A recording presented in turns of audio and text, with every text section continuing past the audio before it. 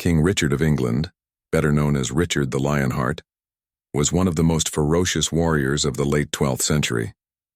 And in this episode, we will find out what made him so legendary. The year is 1187, and the great Muslim Sultan Saladin has just captured Jerusalem. Europe is once again called to a crusade, a holy war to reclaim the Holy Land. But this time it would be different. Leading the charge would be Richard I of England. But Richard wasn't your typical medieval monarch. While he had his heart in the right place, his true calling was in battle, not in the bedroom or the boardroom. That's because Richard was a brilliant military strategist and commander, a ruthless and ferocious warrior who was more at home on the battlefield than on a throne.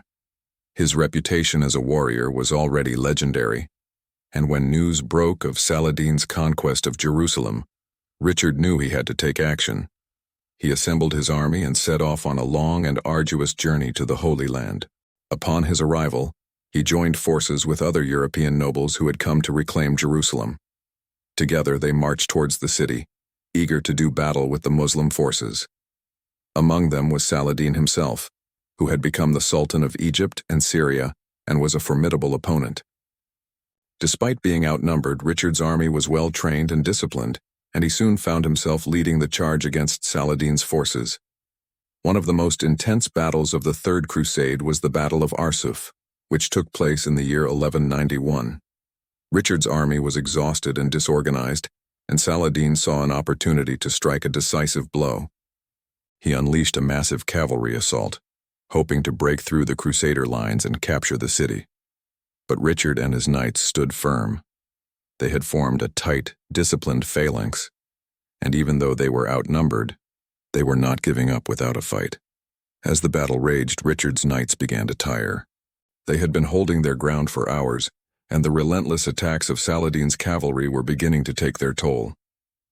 Just when it seemed that the Crusaders were about to break, Richard came up with a plan.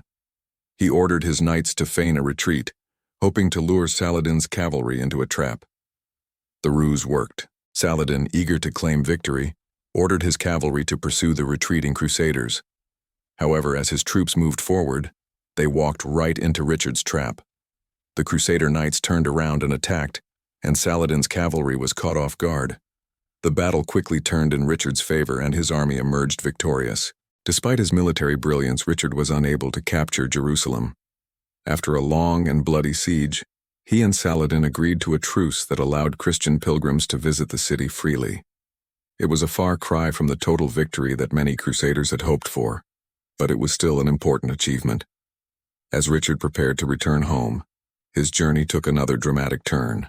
He and his men set sail for England, but their ships were caught in a storm, and many of them, including Richard, were shipwrecked. He managed to escape captivity, but soon found himself captured again and thrown into a dungeon. The English king was now a prisoner, and his captors demanded a hefty ransom for his release. But despite being imprisoned, Richard's spirit was not broken.